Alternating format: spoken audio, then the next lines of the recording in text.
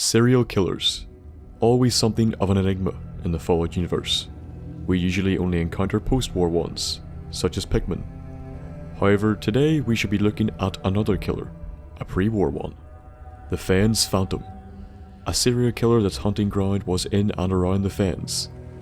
And it is here that we find him, or at least what's left of him. The Fen Street sewer is located just behind Diamond City, and has the remains of a skeleton covering the manhole, though who knows how long it has been there. It seems like some pre-war construction or maintenance work was being carried out here, perhaps on the day the bombs dropped, which would explain why this skeleton is here. Well, let's take a gander. Well, it's not the first time we've been in a sewer, but our expectations are changed as soon as we round the corner. Bones can be found here, many bones. Skulls in the ground, or stuck in a brick wall with arms hanging out, or faces. However, that is nothing compared to what lies straight ahead. The first... what? Sculpture? Piece of art?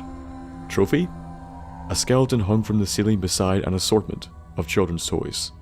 This might initially make you think that this was a child, but I think we can all agree that the skeletal frame is too large. An X is drawn below the head, with the piece of chalk responsible still on the table. We don't know what the X means just yet, but perhaps this holotape will shed some light for us. Here we are, detective. If you followed my instructions, you're alone. And well, if you aren't, I've already left. You better be alone. Well, come on in. I've put my work on display down here, and I'd very much like you to see it. So the Fens Phantom was putting on a little display. A detective had tracked them to their lair, this hole, and was now making their way through the tunnels, the tapes laid out just for them. The Phantom wanted them to see their work, their art, and expected them to have come alone. This suggests that the Phantom had a way to check if they met their conditions, and planned to flee if they were not met. Whether or not this happened, well, we shall have to see. As we go deeper in, we emerge into a large room through a shattered wall. This room, and others down here, have ghouls in them, so do not be fooled by the bastards lying on the ground, lest they take a chunk out of your arse. So to the left we find the next sculpture, a headless skeleton catching a head with the fish's corpse. Art of the highest caliber. I am sure there's some great political or worldly message lurking within this piece, but for the life of me I have nae baldies what it is. Presumably it's meant to parody a fisherman. Also, note once again that the chalk is present, and this time there are 3 X's. So the last sculpture only involved one focus, the skeleton. This involves 3, the skeleton, the fish, and the head. Perhaps the X's are meant to represent the objects in the pieces, or they may represent the lives took to make it, meaning the head and body are from different people. In this case, the fish was also important enough to warrant an X. To the left here we can find a wee X cell, and to the right, the next piece. So this one is a lot simpler. Someone listening to music. Also, they are dead. Now only one X is here, and yet the radio seems to be part of the piece. So this, as well as the previous 2, swings the vote in favour of the lives theory. Each X depicts the amount of lives that were taken in order to make the piece. Next, we shall head up the stairs to the right, and emerge in a small area that was most likely walled off at one point. And here, we find the 4th piece. Just to the right of the next piece are several chains, perhaps where the subject hung from, and a generator, one of several the Phantom seems to have rigged up down here. The sculpture itself is... creative? A person's skeleton has been laid out, though oddly enough its legs are missing. Machete is presumably the weapon that was used to kill them, perhaps while they hung from those chains. Only one X is present, telling us that one life was taken. Then, we can listen to the second tape. I want you to appreciate your surroundings, detective. I can only be myself in a place like this. Life up there is exhausting. Every day you smile at people who don't care about you one way or another because that is what you do. Down here, I really get to live. I'm happy to share it with you today, Detective. So the Phantom tells the detective that this sewer is the only place he can comfortably exist in. He seems to feel a disconnect with normal people, although the part about just going through the motions does have a bit of truth in it. He also seems to feel connected to the detective, and wants them to understand why he lives down here, and why it is the right way. The next room has no pieces in it, though it does have a few things of interest. Several dead ghouls can be found here, and more barrels of waste are present as well. Possibly people who came down here and then got irradiated by it. A game of bowling is set up in one of the corners, although it does not seem to be a piece set up by the Phantom, so perhaps someone else set it up.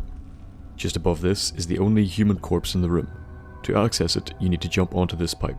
Music will be playing that will alert you to it as you enter the room. I think this is most likely someone who came down here to seek shelter from the bombs. There is no chalk X, and the bag of supplies with them suggests that they meant to come down here. Up next is a long corridor, and if you're not careful, you might walk straight past the next piece. Hidden off to the left, it can be found at the end of this short tunnel. At first glance, it appears to be a homeless person, the dirty mattress, the shopping cart full of food. However, we find an X and chalk here, which marks them as a victim of the Phantom. Now of course they could have just came down here and died. The Phantom could have simply claimed the kill as his own. But it doesn't fit. The whole point is that these were all his pieces. He wanted to show them off to the detective, so lying about one of them would not make a lot of sense. The corridor opens out into a large water-filled area, and it is here that you will be assaulted by many ghouls that lie in wait in the irradiated water, like shits. Some will also approach from the platform up top, so watch yourself. This room also contains the largest art piece so far to the left. 4 corpses, 4 prams, 4 chalk axes. Given the objects and the clothing, we can assume that these were women. However, the prams and children's toys suggest that they were more than women. They were mothers. 4 dead mothers. Holy fuck. Now of course he could just be doing this to unnerve the detective, but 4 women going missing would be something known to the detective. They would know whether or not they were mothers, so it would not make sense to lie. There is, however, no dead babies, and even I'm happy about that. Also, this teddy has a knife. That is all.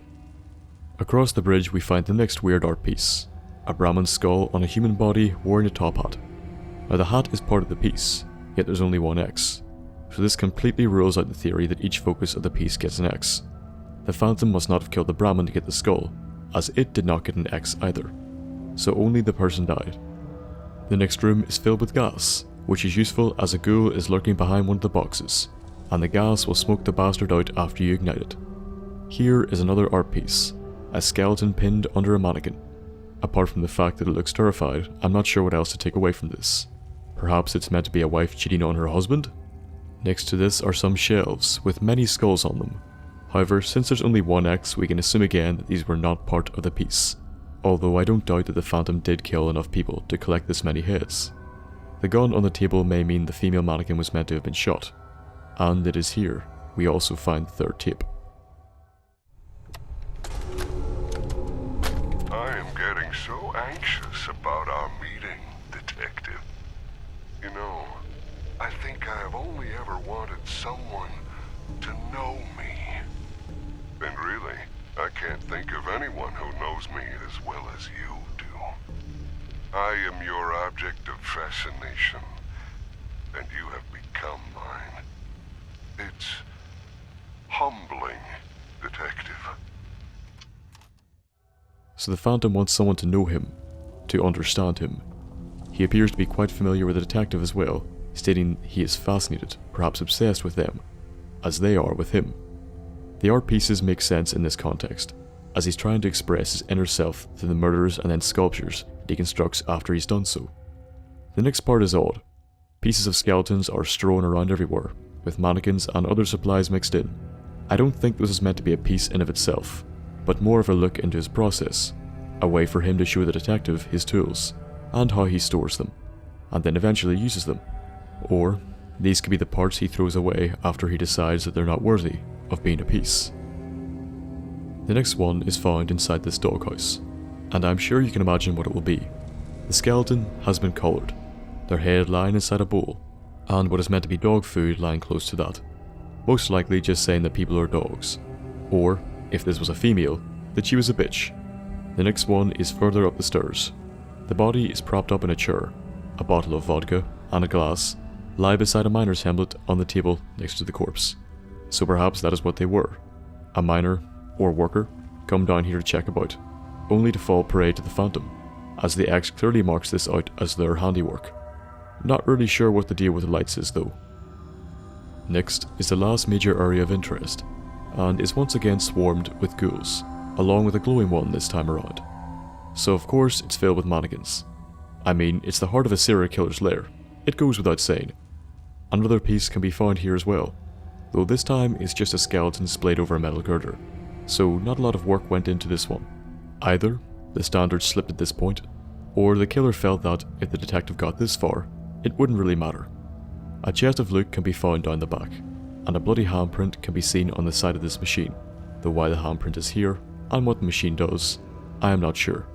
Entering the cage and then going right brings us to a room with a surgical table, a flamer, ham radio, and some radioactive waste. Now one possibility is that he used this room to irradiate people, which could be one of the reasons, along with the other waste, why the place is filled with ghouls. The next piece, a skeleton with a hammer in its head, is found here, though the ghoul knocked the hammer out coming past. The shit. It's unclear whether this was how they were actually killed, or whether they were just posed like this, though it was probably the former. The room opposite this brings the tale full circle, though we need to listen to the tape first to get some context. I didn't want to hurt you, Detective. I didn't want to hurt you. But you hurt me first. Now I know you didn't mean those things you said. And I forgive you, Detective.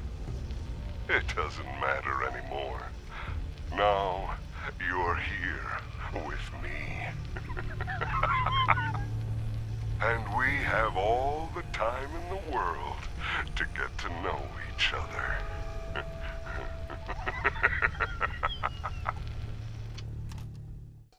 So the detective did come down here alone, and this tape seems to have been recorded after they were captured. The stealth boy may indicate that it was used to get the drop on them. Based on the chains and the blood in the mat, I would say they were hung from them and tortured in some way. Or the blood was from an already existing injury that the Phantom inflicted and apologizes for, most likely in retaliation to whatever injury they gave him. So the detective found them and was captured. We won't hear any more as this is the last tape, but a few things can be guessed. One of them is that the skeleton with the hammer embedded in its head may have been the detective, finished off by the Phantom when they got tired of them. Another is that the room with waste in it may have been used to turn them into a ghoul, which would mean that they could have been the glowing one that we killed. However, there is one more possibility, and it only fits if you say the detective was female. That possibility is this, the last piece. 2 corpses and 2 chalk marks to indicate that 2 lives were given for this piece, a man and a woman. Or maybe, the detective and the Phantom. The way it's set out makes it look like the man killed the one with the machete, then took his own life.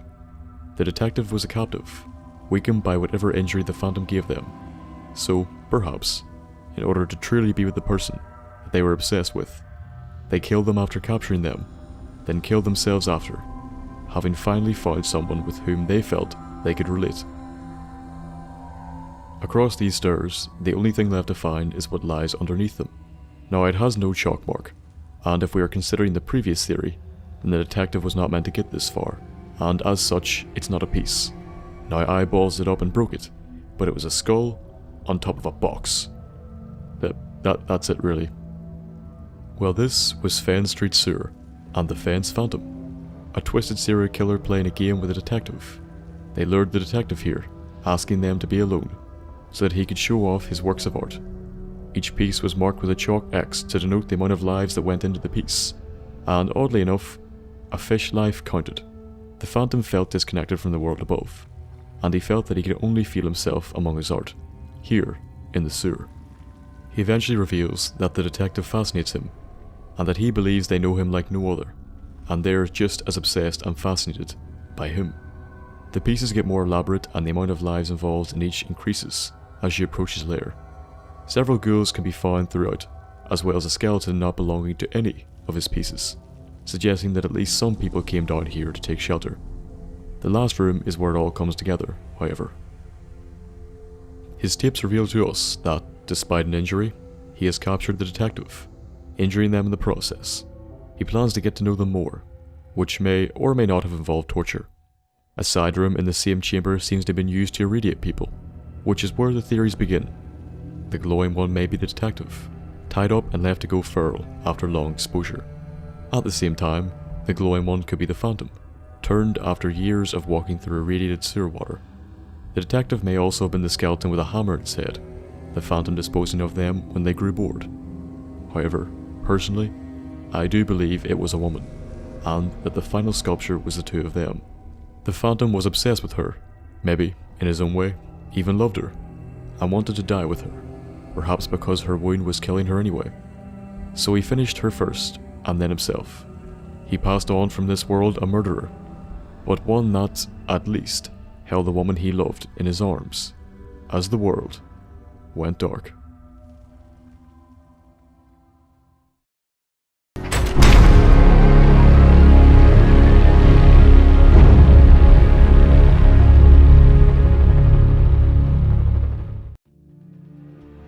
A determined detective and an obsessed killer. I hope you enjoyed our look at it. If you did like it, give the video a like, and if you want regular updates, subscribe. Any suggestions for lore or future videos should be left in the comments below. Better yet, go onto my subreddit, so we can discuss them in more detail. It's linked in the description. If you wish to, you can support me on Patreon, which is also linked in the description. Go have a gander at the rewards. Follow me on Twitter or Facebook to get regular updates, or have a wee chat. Any business you wish to discuss, email me at thenthapple.business@gmail.com, and I will get back to you as soon as possible. I hope you enjoyed the episode, and I hope to see you in the next one. And until then, goodbye.